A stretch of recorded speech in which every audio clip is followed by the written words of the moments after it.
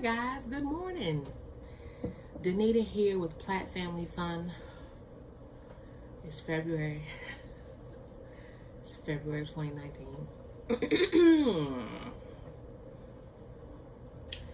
I am sitting in my kitchen with my coffee, just ate breakfast. The kids are still asleep.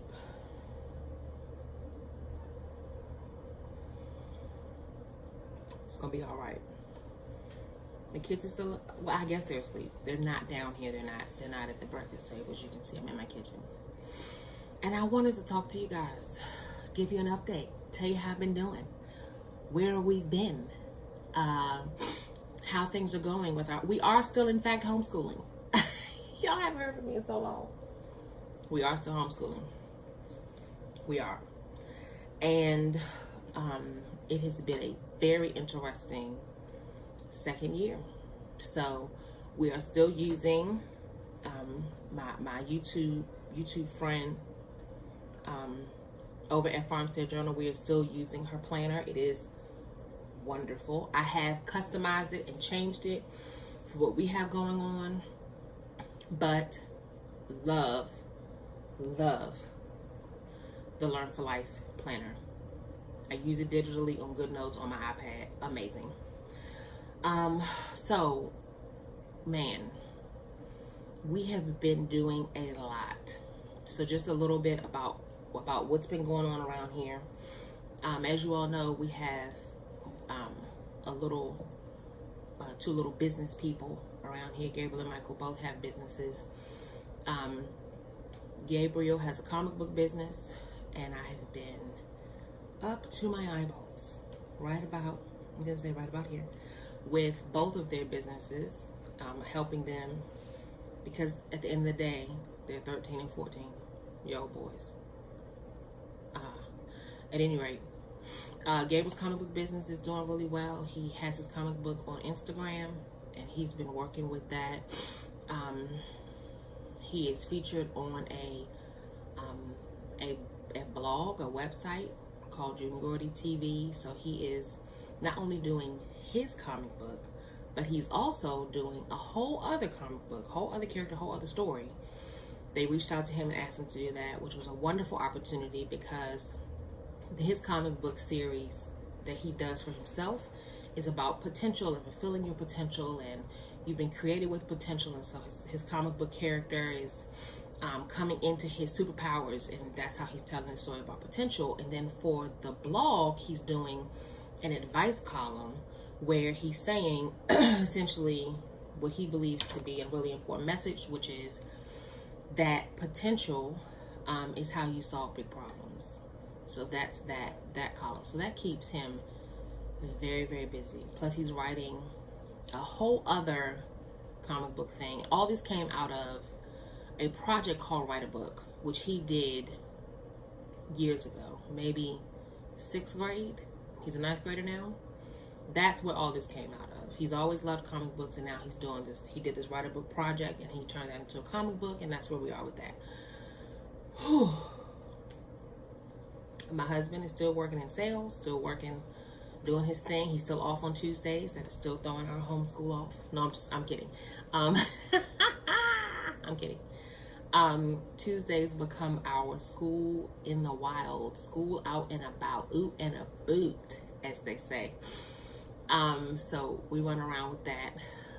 He and I are still running our small group ministry, which has been an incredible blessing. And though it is work in the sense that it's another task, another thing to prepare for, it is refreshing.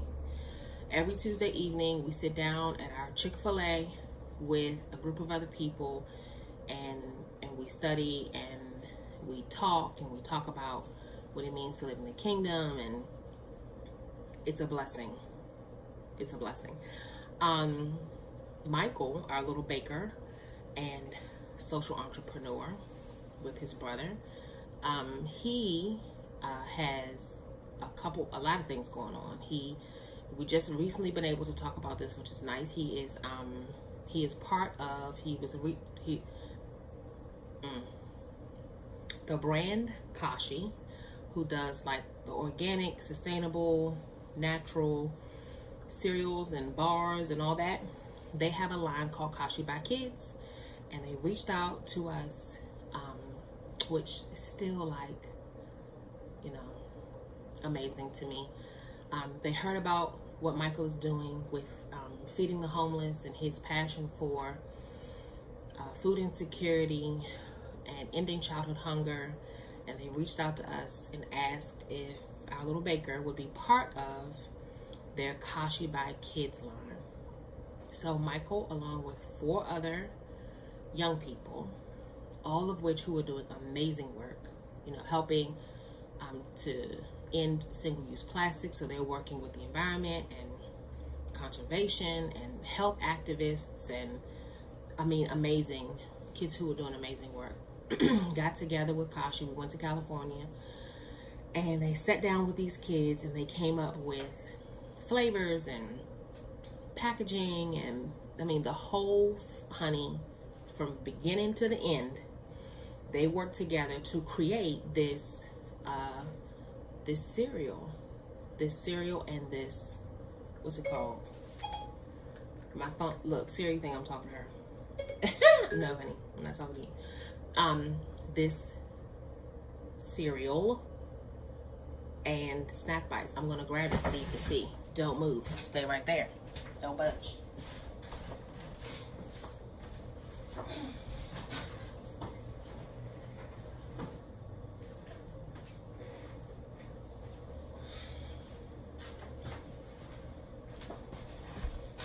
I'm back. Hold on.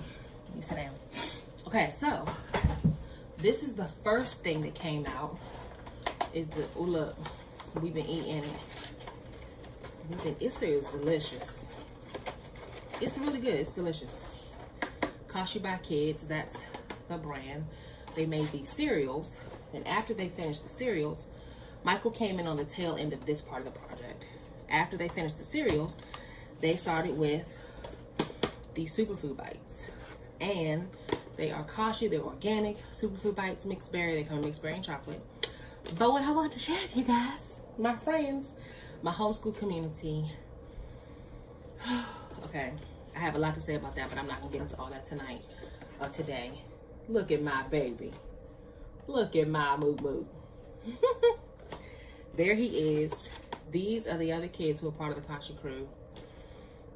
Amazing youth who are doing amazing things. So we've been up to our eyeballs working on these products with them. And in the fall, the Platt family is going to be on your television. Don't ask me how we got over into this. A network reached out and asked if we were part of a program, part of a show. So I can't tell you much more than that. We will be on your television in the fall. So all of that to say, that's where I've been. But y'all have been on my mind, and we're still homeschooling.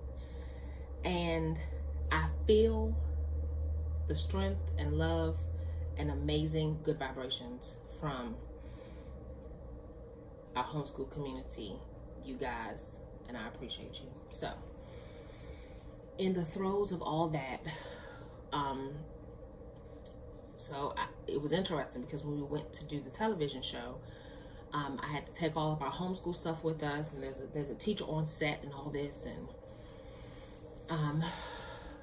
it was just another one of those situations. You know, this is why I have my little cup of tea. We need to have a little cup of tea and talk about that. Have a little cup of coffee and discuss all of what it means to be, even in a non-school environment. And I still had those feelings like about being, like the part where you love it, but the other part where you're trying to educate everyone around you about what homeschool means to you and why you're doing it. And anyway,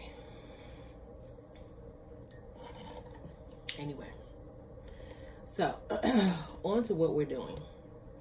I've read something happened last week, and I've been trying to get to you all since then to talk about it. So, you know, you do some pre-reading when you're doing homeschool. We are still in Life of Fred. We are on the book Ice Cream. I'm not rushing the kids through these math books because it's important to us that they get their math, that they get it down right under their belt really well. We love Life of Fred, and it's going really well. We absolutely enjoy it. I was pre-reading Life of Fred ice cream when we got it. That's what it looks like on the inside. I was pre-reading Life of Fred, and I was also looking at our current events. And I started feeling like, man, I really want a rubric. I really want a way to make sure, there's so much information in these books. I want a way to make sure that I can measure, you know, that they're getting it, that they're understanding, that they're making connections, that they're reading, and they're, you know, there's all of this other stuff that's part of the Life of Fred series. When you read the chapters, all of this other information. I mean, he does not stick to math by any stretch of the imagination. I want to make sure they're getting all those little bits and making all those connections and everything. So I started spazzing out. I started spiraling out of control. Between that and the current event, I was irritated about their current event because they were doing these very short current event summaries. And I'm like, Gabriel, you're in the 9th grade. Malcolm, you're in the 8th grade. I want a current event article that's right. And I had to stop myself from spiraling out of control. I'm gonna tell you what helped me is this Life of Fred. Right here in the beginning of Life of Fred, there's this.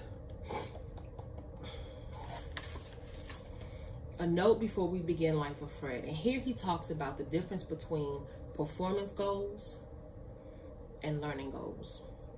Grades, diplomas, trophies, degrees, money, pats on the head, extra time watching television, membership in honor societies, math ribbons, valedictorian, applause, student of the week, the I can do all the honey cards in less than 57 seconds. Those are multiplication cards.